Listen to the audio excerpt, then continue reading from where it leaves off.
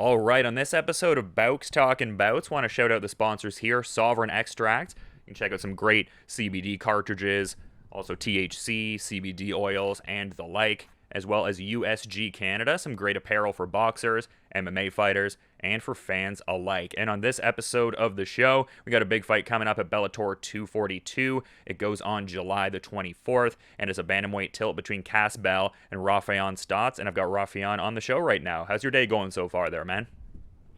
Going pretty good, just hanging out in the hotel room, being quarantined.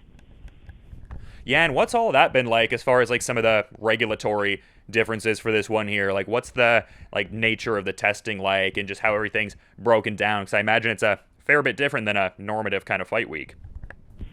Yeah, so pretty much we had a test before we came out here, and then we had a test as soon as we got here, pretty much, and then we got quarantined to the room as soon as we got here. So I mean, it feels really safe, and it feels like they really waited so they can get everything together and make sure everything is, safe for the athletes. So, as far as how it is compared to normal, I mean, I'm usually, in the room, but I'm not confined to the room. So, it's a little different, like being told you can't go out. I feel like. Yeah. But yeah. It's not too bad. Not too bad, other than, I would get out and probably go for walks and, see the sights a little bit when I got here, but, Oh, no, I totally understand the sentiment, yeah. I'm just curious with, the training, though, for this one. I imagine it's a little bit different, too. I was seeing you had the post being excited to, be on the same card as your teammate Sergio Pettis there, as Bellator is coming back. Have you gotten to work much with Sergio through this, or has some of the COVID hindrances kind of gotten in the way of stuff like that? No, my training, and it's weird too, because, we've been, me and Sergio train together, all the time, and we, pretty much every day, we're in there. Our team is not that big at Roufusport, so I feel like it's already a quarantine group, so everybody on the team is pretty much, close-knit, and, so now, coming here, even though we've been training together for what's been a couple weeks or whatever, coming here, we got to be quarantined away from each other. So my corner is all in separate rooms, and and Sergio's in a separate room, and so that's kind of weird. We're on Fortnite and PlayStation together, but we can't really interact with each other until everybody gets their test back. Yeah, good to hear you're still working together, though. Because I've heard from past people that, when they're, training with somebody who's also having a spot on, the same card, there's kind of that, I guess, collective sentiment of, just the individual efforts being bolstered a little bit there. So is that the same kind of dynamic here? As much as it's an individual sport, it's both of you working towards the common goal of, getting the victory on the same night there. Yeah, well, we both, I feel like Roufusport, too, we do a lot of, it's a lot of self-improvement. You're just self-improving. So we throw a lot of things at each other, and we bring different games for each other. So whether it's grappling or striking, we're bringing, different stuff out for each other, and we'll give each other different looks, because it helps us as fighters, grow in those certain aspects. So I never feel like it's we're focused on ourselves during our camp, but our camp, we're very open-minded. So, you should be, because you never know what just because a guy's fought a certain way, that's not to say he's gonna fight that way when he comes out to fight you. So, so we still work together, and we still, help each other grow. We still throw different things at each other, but yeah, that's just how the group is. That's the kind of the training vibe of. Yeah, absolutely. And I gotta, talk about the last fight there, just getting entered into the Bellator fold and, getting that unanimous decision victory and, just isolated to the, performance of the fight itself. How would you, characterize how everything went there? Because it seemed like a, great welcome into the promotion there. Yeah, I felt super welcome. I felt super blessed, to fight on the main card, the first fight, and I felt that I was meant to be there. I'm meant to be at the top for a while. So I just felt comfortable. I felt good.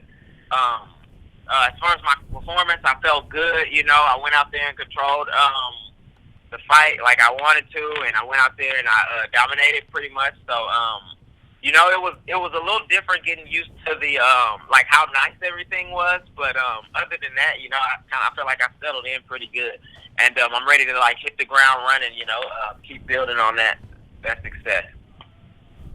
Yeah, and it looked like you had a pretty fun time with the family out there, like being in Hawaii and everything like that. How cool was that part of it? No, that trip was probably the best trip in our lives as a family. That was like the best trip, and I mean, and it was also like a feeling like, man, you know what? I'm glad I waited so long, because I mean, I couldn't have asked for a better place to debut, a better card to debut on. In Hawaii, man, because we hung out, everything was, nice. It was cold in Milwaukee, and it was nice in Hawaii. So, no, that trip was super fun. I brought my mother-in-law out, and I brought my son out, and my wife out, and it was super fun. Yeah, it seemed like it based on some of the pictures I was seeing on your Instagram there, man. I'm glad to hear that was such a great time. But we're talking about how much of an amazing welcoming into the fold that Bellator card was there for 236. I'm kind of curious, just with this being the first fight of 2020, was there any point during this timeline where some level of frustration set in? Just because I imagine you have a debut like that, you want to get out there and get more traction even. Yeah, I mean, and I talked to Manuel Sanchez, who's also in the Grand Prix tournament, which he's got a reason to be frustrated too, because of the travel bans or whatever is restricting a lot of the overseas fighters from fighting. But I mean, the way he said it, was pretty much how it went down. He said like when they feel like they're ready to put on shows, they'll try to put on shows. You know what I mean? So I never got like too frustrated. I was kind of focused on self improvement, and I was at a point, I guess like financially, where I'm used to living a certain way, so that fight gave me a head start. So I wasn't really like frustrated, whereas I feel like some people maybe live above their means, and it makes it hard for them to maybe wait. But me, I just want to fight because I want to fight. Like now I'm fighting because I want to chase greatness. Yeah, and it's great that you have teammates like that too, because as much as there's obviously the physical benefits of working with each other, there's like the emotional and mental aspects of the game that you can provide each other insights for. So that's great that Sanchez was able to help out in that regard. For sure. Yeah, I'm super lucky with the teammates I have and the experience they have. I mean, they're always shedding knowledge. They're always giving me tidbits of just intangible things that you don't know unless you've been there. Yeah, for sure. And I'm kind of curious about your opponent here, Cas Bell. I mean, he's got quite a few finishes in the promotion at this point and has seemed to, bolstered some fanfare around himself and whatnot, and kind of asserted himself in that 135 division. Like, have you checked out much tape on your opponent? Is that generally something you allocate to people in your camp? Like, I guess, what's your familiarity with Cas Bell's skill set? Yeah, I usually check out the fighter for myself, So I've checked out a bunch of his fights, and I'm a fan of his. He's a great fighter, and I just feel like I have been in tougher fights. I've been in tougher situations, and I'm just ready to go out there and show it. I feel like I'm levels above where he is, but at the same time, every fight is different, and I know he's gonna come out there to fight me, because normally when a person signs to fight me, they get up for the fight. You know what I mean? So I'm expecting him to bring his best, and I'm expecting him to be a tough fight. So I think I go out there and I dominate, like I always do. But I definitely think he's gonna come out there, with some fire and some steam from his previous fights. Yeah, and I mean, I got to ask this next question just because of the nature of the bantamweight division with like the belt being vacant, and I mean, obviously like Sergio in a high stakes fight on this card. Your fight, I would say, is another high stakes fight. You have certain individuals like Patrick Mix, who's kind of in the fold there as well. Like, do you even let your mind kind of like think about stuff like that, or is it just the rampant uncertainty of everything kind of just like take it one fight at a time kind of mindset? Like, do you think of the title picture overall, or? I feel like outside of I mean, this was kind of in the back of my mind kind of thing. But yeah, you got to take it one fight at a time, because if I look past this guy, you know, I'm back to the drawing board. I'm pretty much nowhere. You know what I mean? So I gotta look at it. I gotta look at it one fight at a time. But that type of stuff is exciting to get this done. You know what I mean? Just gotta stay focused. Yeah, for sure. The bantamweight division is like an interesting division. I feel like they're signing a lot of people here. They got a lot of prospects coming up. Yeah, so I mean, it's exciting. Yeah, nobody's claimed the bantamweight title, so all that stuff is like super exciting. But I'm trying to stay focused.